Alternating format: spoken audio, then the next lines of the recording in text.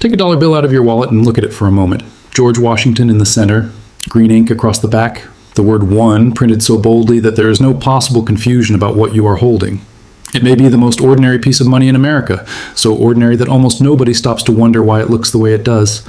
But if you could place that bill into the hands of an American living 200 years ago, something strange would happen. They would recognize the word dollar. They would understand its value, but the object itself would look completely foreign. Because for most of American history, a dollar was not this. It wasn't this size. It wasn't always green. It didn't always carry Washington's face.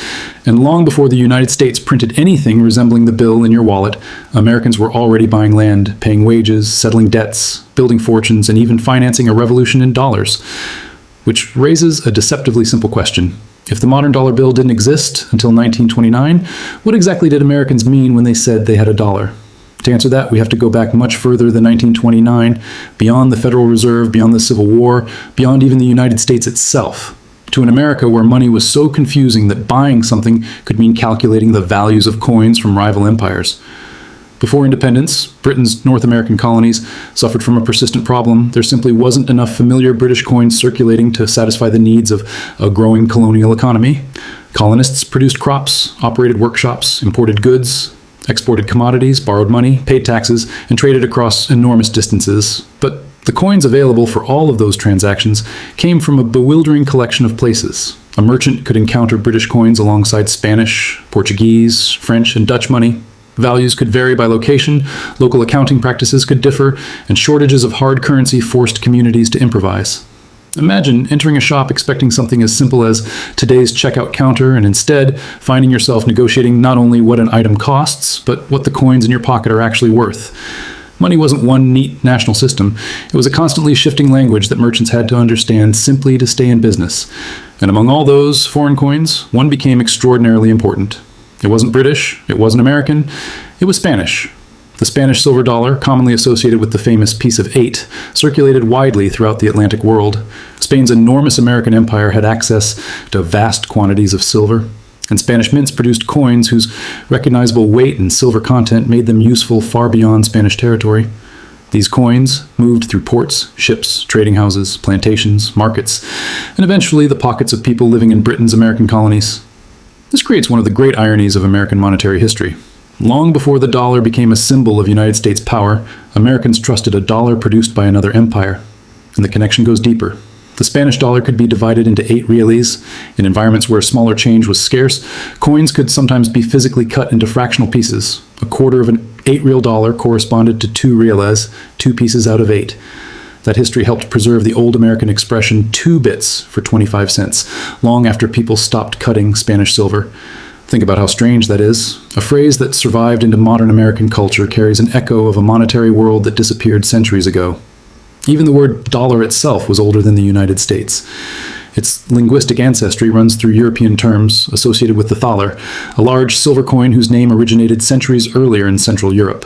Through international trade and linguistic evolution, dollar became attached in English usage to Spanish-American silver coinage. So when Americans eventually chose the dollar as their national monetary unit, they weren't inventing the concept from nothing. They were formalizing a name and unit already familiar through commerce. But foreign silver could not solve every problem. Coins could leave the colonies through trade. Supplies could become tight. Growing communities needed more means of exchange than available specie could always provide. In some places, commodities themselves performed monetary functions. Tobacco played an important role in payments in parts of the Chesapeake. Other locally valuable goods could be used to settle obligations when coin was scarce. Colonial governments also experimented with paper bills of credit.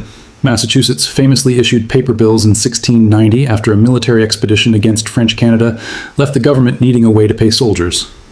Other colonies experimented with their own paper issues. But there was no single American monetary authority coordinating all of this. Different colonies had different systems, different fiscal conditions, and different rules. The result wasn't merely colorful, it created a fundamental problem of trust.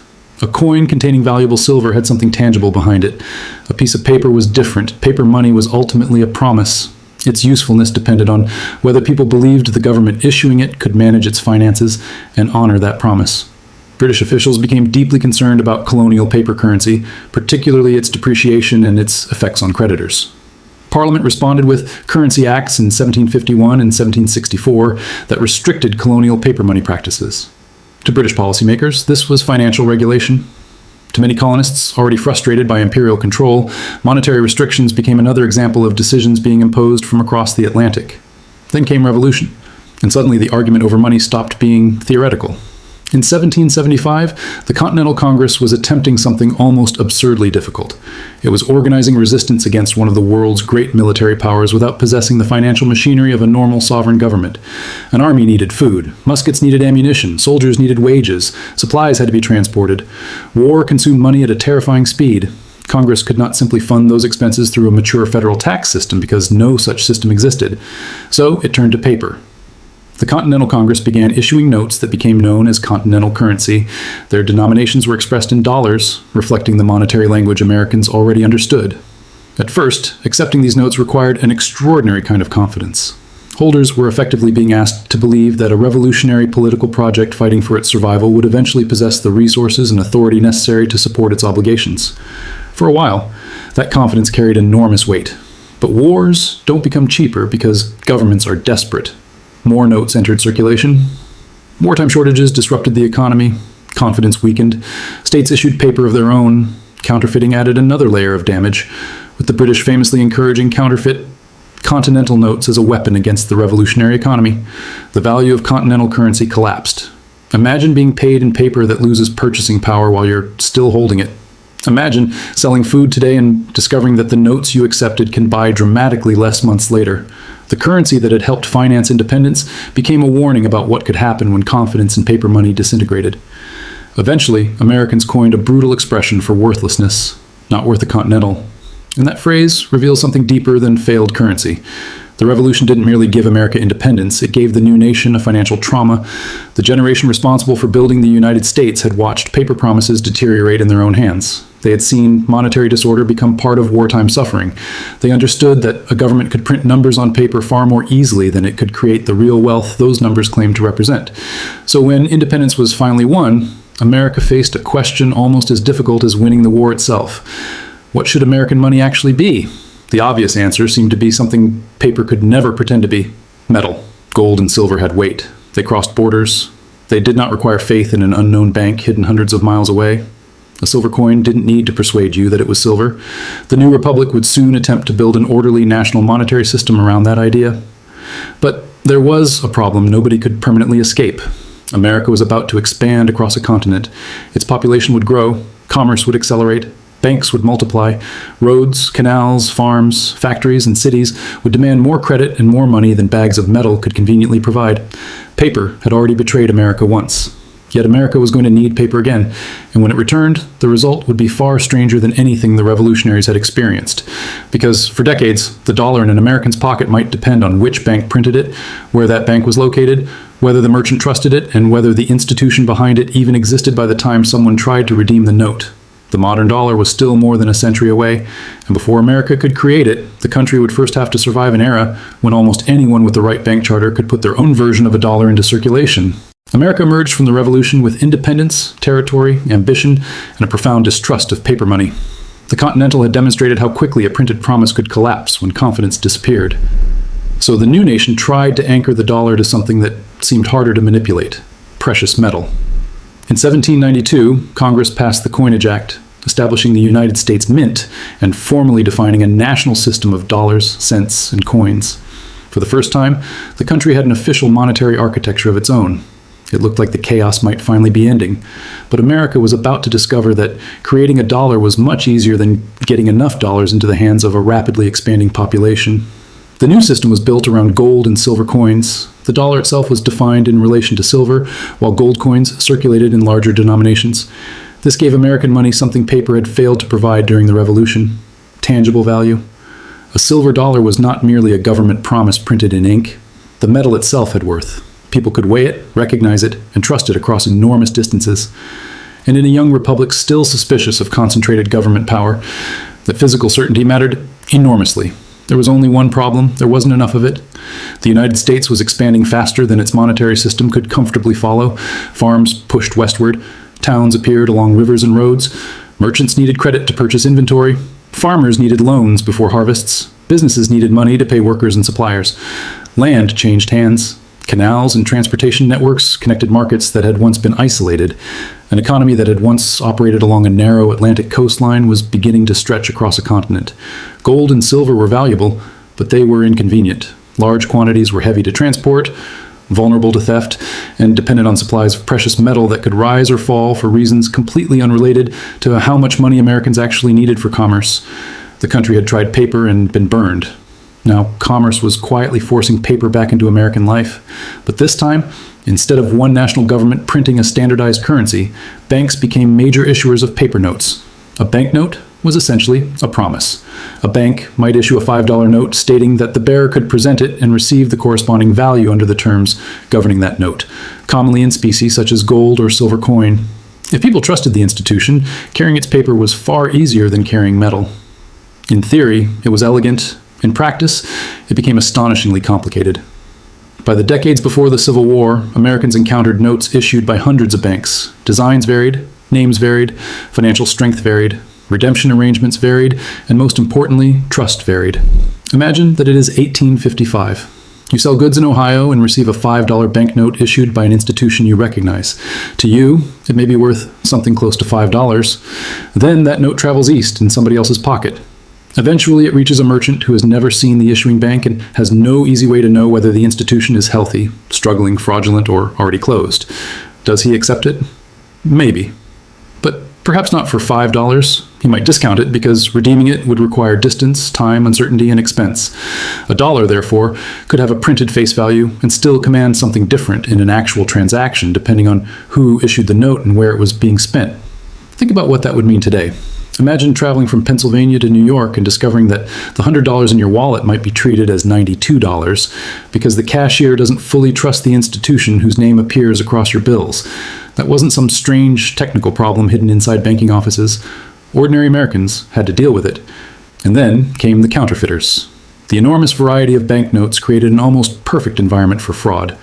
Modern Americans can learn the basic appearance of a handful of standardized denominations. A 19th century merchant might encounter unfamiliar notes from distant banks constantly. Even an honest note could look suspicious simply because the person receiving it had never seen that design before. Counterfeiters exploited the confusion. Some forged legitimate notes, others altered denominations. A lower value note could be manipulated to resemble a higher value one. Fraudulent notes could imitate real banks, and notes associated with failed or questionable institutions could continue moving among people who had not yet learned that something was wrong. The problem became so serious that specialized publications appeared to help people navigate the monetary minefield. Banknote reporters and counterfeit detectors provide information about banks, note designs, discounts, failures, and known counterfeits. Picture a merchant standing behind his counter while a customer waits, examining an unfamiliar bill and consulting a printed guide before deciding whether the money is actually money. That was American commerce. And in the middle of this confusing world appeared one of the most notorious characters in monetary history, the Wildcat Bank. The term became associated with banks that were weak, difficult to reach, poorly managed, or organized under systems that could be exploited by irresponsible operators. The popular image was of a bank located somewhere so remote that only wildcats lived nearby, making redemption deliberately inconvenient. The historical reality varied from state to state, and not every institution operating under freer banking laws was fraudulent. But the underlying danger was very real. A banknote was only as reliable as the institution standing behind it. If that institution failed, the beautiful engraving in your hand could become almost worthless, and banks did fail. That exposed the contradiction at the heart of the system. Americans wanted paper because paper made commerce easier, but they wanted paper to behave like metal. They wanted notes that could circulate conveniently while remaining redeemable in something tangible. Yet, if too many people suddenly demanded redemption at once, a bank could discover that confidence had promised more than its reserves could deliver. Confidence, therefore, became part of the money supply. As long as people believed, notes moved. When they stopped believing, people ran for metal. And when everyone ran at once, the system could break. That vulnerability exploded into national view during the Panic of 1837. The causes were complicated: speculative lending, changing credit conditions, international financial pressures, land speculation, banking policies, and demands for specie all played roles. President Andrew Jackson's Specie Circular, which required payment for federal public lands in gold or silver with limited exceptions, became part of this turbulent environment. Then confidence cracked. Banks suspended specie payments. Businesses failed. Credit contracted. Unemployment rose. Economic pain spread across the country. Suddenly, the argument over what counted as reliable money was no longer philosophical. Families, merchants, farmers, and workers experienced the consequences directly. Yet, America did not emerge from the panic with one simple national paper currency. The fragmented system continued. Banknotes remained essential because the economy needed them, even as their reliability remained uneven. This produced an extraordinary contradiction. The United States had a national dollar, but Americans still did not possess one universally standardized national dollar bill. The number printed on a note might say 1, 5, or 10, but the identity of the institution behind that number still mattered. Money carried geography with it. It carried reputation. It carried credit risk. Sometimes it carried deception. And as the nation grew, that arrangement became harder to defend. By the 1850s, railroads were stitching distant markets together. Telegraph lines were accelerating information. Factories were expanding. Interstate commerce was becoming more important. America was becoming increasingly national in economic reality, while much of its paper currency remained fragmented by institution and location. Something had to change. But political arguments about banks, federal power, hard money, and paper currency were deeply embedded in American life. Creating a uniform federal paper system in peaceful times remained politically explosive. Then, peaceful times ended. In April 1861, Confederate forces fired on Fort Sumter, and the United States entered the Civil War. Almost overnight, the monetary debate acquired an urgency no election speech could manufacture. Armies had to be raised. Hundreds of thousands of soldiers had to be supplied. Railroads had to move troops. Contractors had to be paid. Food, uniforms, rifles, horses, ammunition, and medicine had to be purchased on a scale the federal government had never experienced. War was going to consume money faster than the existing system could provide it. And suddenly, Washington faced the same terrifying question the Continental Congress had faced during the Revolution. How do you finance the survival of a country when you don't have enough money? For generations, Americans had feared federal paper currency because they remembered what happened to the Continental. Now, the government was running out of alternatives. The next dollar would not emerge from a quiet banking reform or an elegant economic theory. It would emerge from war. And when it did, the federal government would create paper money unlike anything most Americans had carried before. Enormous, intricately engraved notes backed increasingly by something more powerful and more controversial than the metal inside a vault. They would be backed by the authority of the United States itself. The age of the greenback was about to begin. By the winter of 1861, the United States was discovering a brutal truth that every government at war eventually confronts. Courage can fill an army, but it cannot fill a treasury. The Civil War was consuming money at a scale Washington had never experienced. Soldiers needed wages, railroads needed payment, contractors needed cash. Rifles, uniforms, horses, food, medicine, and ammunition had to be purchased continuously. Gold and silver reserves were under pressure. Borrowing was expensive, and the financial survival of the Union was becoming inseparable from its military survival. America had spent generations fearing government paper money. Now war was about to make that fear a luxury. Congress first authorized demand notes in 1861, issued in denominations including $5, $10, and $20. Their backs were printed in green ink, helping inspire a nickname that would become permanently attached to American money, greenbacks. But the government soon faced a deeper problem. Maintaining redemption in precious metal became increasingly difficult as the war intensified and specie payments were suspended. Then came the revolutionary step. On February 25, 1862, President Abraham Lincoln signed the Legal Tender Act. It authorized United States notes that could function as legal tender for most debts, despite not being generally redeemable in gold or silver on demand. The government was asking Americans to accept paper because the United States declared that paper to be money. That may sound ordinary today. In 1862, it was extraordinary. And if you could hold one of those early federal notes beside the dollar in your wallet, the difference would be impossible to miss. 19th century American paper currency was physically enormous by modern standards. Large-sized notes were roughly 7 inches across and more than 3 inches tall. They were covered with intricate engraving, ornate borders, elaborate lettering, seals, signatures, numerical patterns, portraits, and historical or allegorical imagery. They looked less like modern spending money and more like miniature government documents. Then there was the face on the dollar. Today, George Washington seems inseparable from the $1 bill, but the first $1 United States note issued in 1862 featured Treasury Secretary Salmon P. Chase. Chase had played a central role in financing the Union war effort, and his portrait appeared prominently on the note. Imagine handing that bill to a modern American without explanation. They would see the number 1. They would see the authority of the United States Treasury.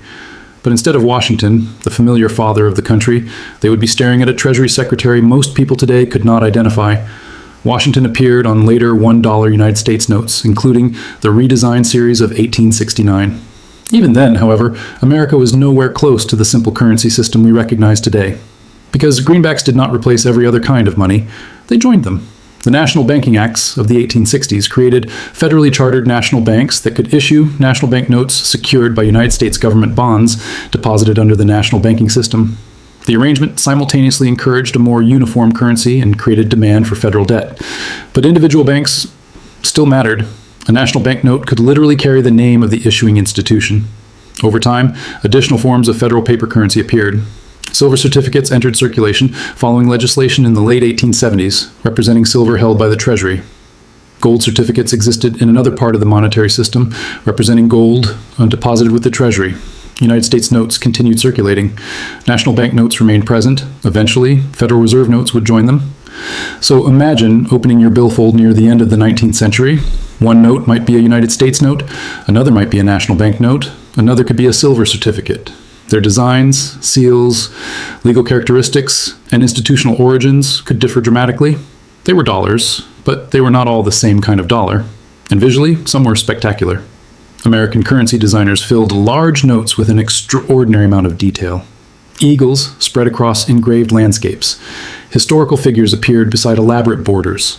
Allegorical women represented ideas such as history, electricity, commerce, or science. Ships, buildings, monuments, and industrial imagery transformed pieces of currency into miniature works of national storytelling.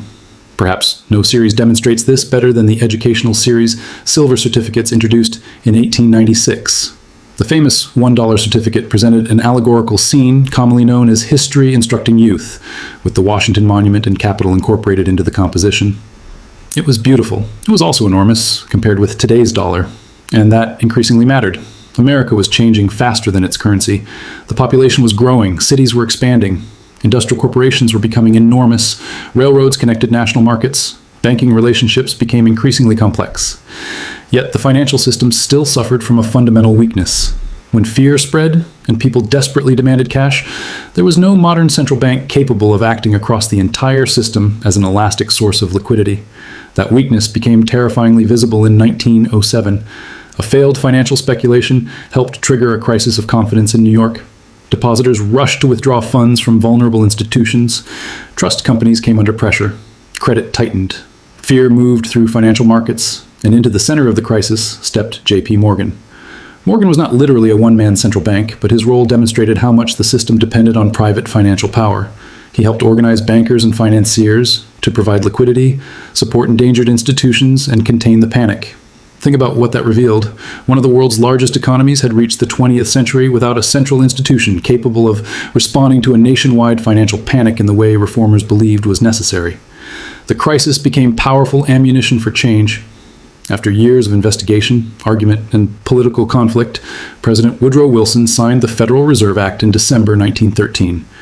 The new system established regional Federal Reserve banks under a national framework and authorized a new currency, Federal Reserve notes. They began entering circulation in 1914. At first, they did not instantly eliminate America's other forms of paper money. They entered a world where United States notes, gold certificates, silver certificates, and national bank notes could still circulate, but something fundamental had changed. For the first time, America possessed a central banking structure designed to make its currency and credit system more responsive to the needs of a national economy. The modern dollar was getting closer. Yet, if you traveled through the United States during the 1910s or much of the 1920s and pulled paper money from your pocket, one feature would immediately distinguish it from the cash Americans know today. It was still big. The country had modern skyscrapers, automobiles, telephones, electric lights, massive factories, nationwide corporations, and increasingly sophisticated banks, but Americans were still carrying oversized paper currency whose physical format belonged to the 19th century. Those notes required more paper, more ink, more storage space. Their production and handling carried unnecessary costs. And multiple categories of currency still created a visual system far less standardized than what Americans now take for granted. By the late 1920s, the United States had become one of the world's great economic powers. Its money finally needed to look like it, and after centuries of experimentation, from Spanish silver and Continental paper to private banknotes, Civil War greenbacks, silver certificates, and Federal Reserve notes, the government prepared to make a deceptively simple change. It would make the money smaller, but that redesign would do something far greater than save paper. It would create the dollar bill you would finally recognize. Then, after more than a century and a half of monetary experimentation, America did something almost shockingly simple. It took its money and made it smaller. There was no battlefield forcing the decision, no revolutionary government desperately printing notes to survive, no merchant wondering whether a distant bank still existed. Yet the change that arrived in 1929 would permanently alter the object Americans imagined when they heard one of the most powerful words in the economic world, dollar. For generations, a dollar had been a unit of value that could appear as Spanish silver, an American coin, a private banknote, a greenback, a silver certificate, or an oversized Federal Reserve note. Now, at last, it was about to take the physical form you would recognize immediately. The transformation had been years in preparation. American officials understood that large-size currency was unnecessarily expensive and cumbersome to produce and handle. Smaller notes meant more bills could be printed from a sheet of currency paper, reducing material requirements while making storage and transportation more efficient. The Treasury therefore undertook a sweeping redesign. Beginning in 1929, Americans encountered the new small-size currency, measuring approximately 6.14 inches by 2.61 inches, essentially the dimensions still used today. Compared with the large notes Americans had carried for generations, the difference was dramatic. Put the two beside each other, and the entire history of American money suddenly becomes visible. The old note belonged to another age, broad, ornate, crowded with engraving and elaborate imagery. The new note was compact, standardized, and designed for a modern economy, and size was only part of the transformation. The redesign brought far greater consistency to the visual identity of denominations. Portraits became standardized in ways that remained familiar nearly a century later. George Washington on the 1, Thomas Jefferson on the 2, Abraham Lincoln on the 5, Alexander Hamilton on the 10, Andrew Jackson on the 20, Ulysses S. Grant on the 50, and Benjamin Franklin on the 100. Think about the durability of that decision. Governments changed, wars were fought, America endured depression, inflation, technological revolutions, the rise of credit cards, electronic banking, and online payments. Yet those faces became so deeply embedded in American culture that replacing them can feel like changing the identity of the money itself. But if you received a $1 note during this transition, something would still look unfamiliar. The modern dollar had not finished evolving. Small-size $1 silver certificates issued in the new format carried Washington on the front, but their early reverse design was much simpler than the iconic back Americans know today. The pyramid, the Eye of Providence, and the eagle had not yet become permanent companions to Washington in Americans' wallets. That transformation came during the 1930s. The Great Seal of the United States was itself far older than the dollar bill. Congress adopted it in 1782. Its reverse featured an unfinished pyramid topped by an Eye of Providence, while the familiar eagle appeared on the obverse. For generations, however, ordinary Americans did not encounter both sides every time they spent a dollar. During Franklin D. Roosevelt's administration, the seal imagery was incorporated into a redesigned reverse of the $1 note. The new design appeared on the Series 1935 $1 silver certificate, and suddenly the dollar acquired the imagery that would inspire fascination for generations: the unfinished pyramid, the floating eye, the Roman numerals, the Latin phrases, the eagle gripping arrows and an olive branch. Because the symbols looked mysterious, later generations built elaborate theories around them. But their history reaches back to the founding era. The unfinished pyramid was intended to suggest strength and duration while remaining incomplete, representing a nation still being built. The Eye of Providence had long-standing symbolic associations with divine providence. Novus Ordo Seclorum can be understood as announcing a new order of the ages, connected to the beginning of the American era, rather than some hidden modern command. What looks mysterious in your wallet is actually a compressed history lesson, and that may be the best way to understand the dollar itself. Because now, consider the journey this single word has taken. A colonial merchant might have understood a dollar through Spanish silver. A revolutionary soldier might have received Continental paper denominated in dollars and watched its purchasing power collapse. An American, decades later, might have handled banknotes whose reliability depended heavily on the issuing institution. A Union soldier could receive federal paper during a war that transformed Washington's relationship with money. A late 19th century worker might carry silver certificates or other large-sized notes decorated like miniature works of art. An American, after 1914, could encounter the new Federal Reserve note. And then, beginning with the small-size transition around 1929, the physical shape of American paper currency finally became something remarkably close to what sits in wallets today. The name survived. The object kept changing. That is the deeper story hidden inside the dollar bill. Money feels permanent because it has to. Every transaction depends on a shared confidence that the thing accepted today will still be accepted tomorrow. You rarely stand at a checkout counter contemplating monetary history before handing over cash. The entire system works partly because almost nobody has to think about it. Yet American history shows that the physical form of money has never been permanent. It changed when colonies lacked coins. It changed when revolution demanded financing. It changed when banks expanded faster than regulation. It changed when civil war overwhelmed traditional government finance. It changed when financial panics exposed structural weaknesses. And it changed again when an industrial nation decided its oversized currency no longer suited the economy it had become. The dollar has survived precisely because Americans repeatedly changed the machinery surrounding it. That makes the bill in your wallet something stranger than a simple piece of paper. Look at Washington's portrait, and behind it lies Salmon P. Chase. Look at its compact dimensions, and behind them are generations of giant engraved notes. Look at the word one, and behind it lies the Spanish silver dollar that circulated before the United States existed. Look at the green ink, and behind it are Civil War notes issued when the survival of the Union was uncertain. Look at the pyramid and eagle, and you are seeing symbols selected in the 18th century, eventually carried into 20th century currency design. Hundreds of years of political conflict, financial experimentation, banking failures, wars, precious metal printing presses, legislation, and human trust have been compressed into something light enough to disappear inside your pocket. And the story may not be finished. Today, enormous amounts of money move without paper ever changing hands. Salaries appear as numbers on screens. Cards replace cash at registers. Phones can transfer value in seconds. Digital currencies have reopened ancient questions in modern language. What makes money real? Who should control it? And why do people trust it? Those questions sound new. They aren't. Americans were asking versions of them before America existed. So the next time someone hands you a dollar bill, don't just see George Washington in green paper. See a Spanish coin crossing an ocean. See revolutionary presses running desperately.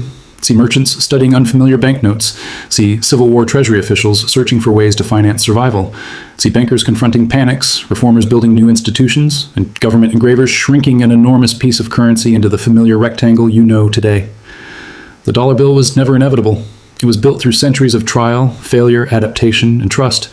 And perhaps the most extraordinary thing about the dollar isn't that America finally gave it a recognizable form. It's that after changing almost everything about what a dollar could look like, Americans kept believing in the same name. If you enjoyed discovering the hidden history behind something millions of people use without a second thought, subscribe to the channel. Because some of America's most familiar institutions have histories far stranger than the objects themselves, and there are many more stories still hiding in plain sight.